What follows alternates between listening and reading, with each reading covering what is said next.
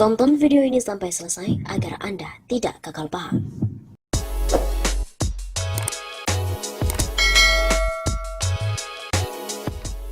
Jadi aib besar korupsi Menteri Sosial Republik Indonesia di saat pandemi COVID-19 jadi sorotan dunia internasional.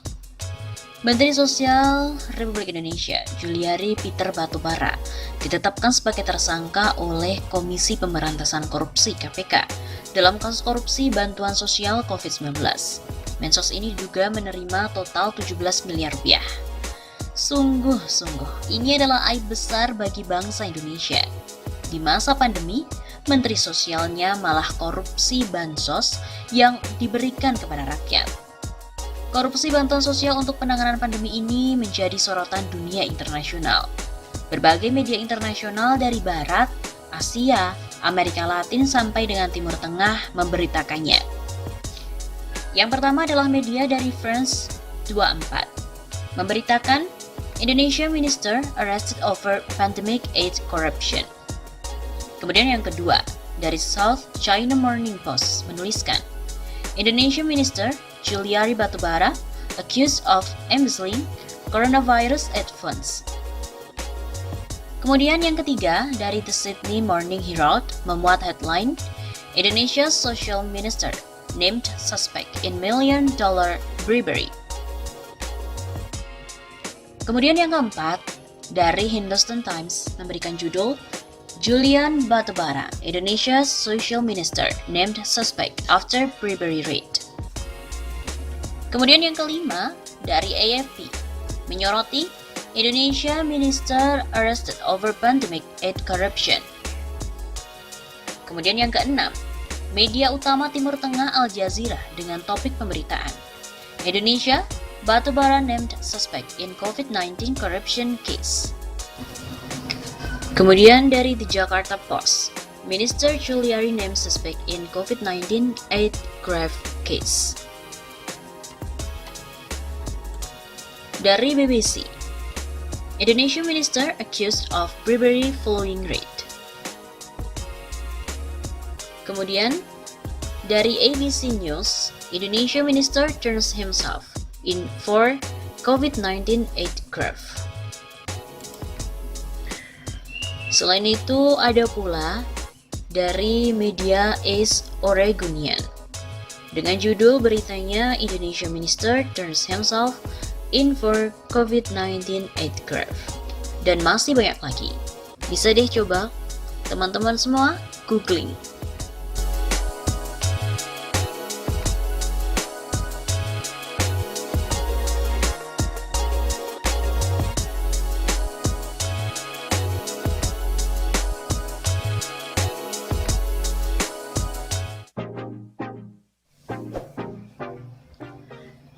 Juliari, Wakil Bendahara PDIP.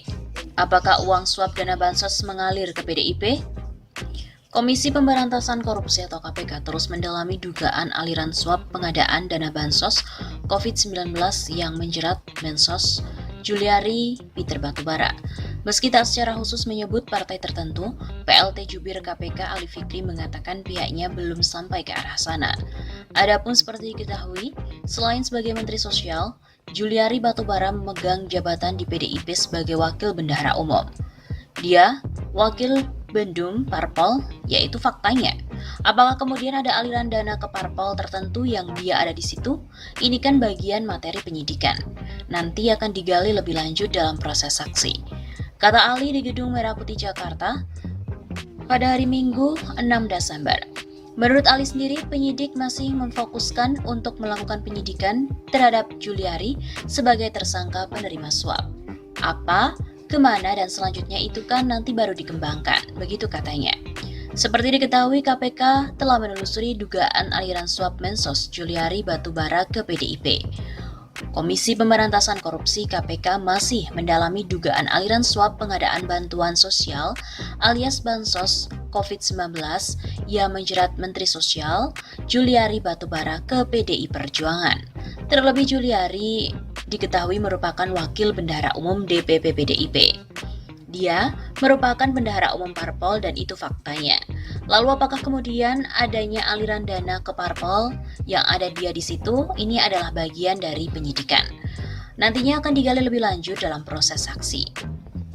Menurut Ali, kekinian penyidik masih fokus untuk melakukan penyidikan terhadap Juliari sebagai tersangka penerima suap. Setelah itu, penyidik juga akan menyelusuri kemana saja aliran suap yang diterima Juliari Batubara itu mengalir, termasuk dugaan ada atau tidaknya ke partai politik. Pengungkapan kasus korupsi terkait pengadaan bansos COVID-19 di Kementerian Sosial berawal atas adanya operasi tangkap tangan atau OTT terhadap 6 orang. Beberapa di antaranya merupakan pejabat di Kementerian Sosial. Keenam orang tersebut yakni Matius Joko Santoso alias MJS selaku pejabat pembuat komitmen atau PPK di Kementerian Sosial. Wan Guntur alias WG selaku Direktur PT 3 Pilar Agro Utama, Ardian IM alias AIM selaku pihak swasta, Hari Sidabuke alias HS selaku pihak swasta, Shelvi N alias SN selaku sekretaris di Kementerian Sosial, dan Sanjaya alias SJY selaku pihak swasta. Mereka terjaring OTT KPK di beberapa wilayah di wilayah Jakarta pada hari Sabtu 5 Desember sekiranya pukul 2 dini hari waktu Indonesia Barat. Penyidik KPK kemudian menetapkan 5 orang sebagai tersangka, 3 tersangka selaku penerima dan 2-nya sebagai pemberi suap. Menteri Sosial Juliari Batubara, Matius Joko Santoso, dan Adi Wahyono ditetapkan sebagai tersangka penerima suap, sedangkan 2 tersangka lainnya, yaitu pemberi suap, adalah Ardian dan juga Hari Sidabuke. Ketua KPK Firly Bahuri mengatakan, perkara tersebut diawali adanya pengadaan bansos penanganan COVID-19 berupa paket sembako di Kementerian Sosial tahun 2020 dengan nilai sekitar 5,9 triliun rupiah dengan total 272 kontrak pengadaan dan dilaksanakan dengan 2 periode. Juliari Batubara atau JPB selaku Menteri Sosial menunjuk MJS, Matius Joko Santoso, dan AW Adi Wahyono sebagai pejabat pembuat komitmen di dalam pelaksanaan proyek tersebut dengan cara penunjukan langsung para rekanan. Diduga telah disepakati adanya fee dari tiap-tiap paket pengadaan harus disetorkan para rekanan kepada Kementerian Sosial melalui MJS. Untuk fee tiap paket bansos disepakati oleh MJS dan juga AW sebesar Rp10.000 per paket sembako dari nilai Rp300.000 per paket bansos. Selanjutnya, Matius dan juga Adi pada Mei sampai dengan November 2020 membuat kontrak pekerjaan dengan beberapa supplier sebagai rekanan yang diantaranya adalah Ardian, Hari, dan juga PT Raja Wali Parama Indonesia atau RPI yang diduga milik Matius. Penunjukan itu sebagai salah satu rekanan diduga diketahui oleh Juliari dan disetujui oleh Adi Wahyono.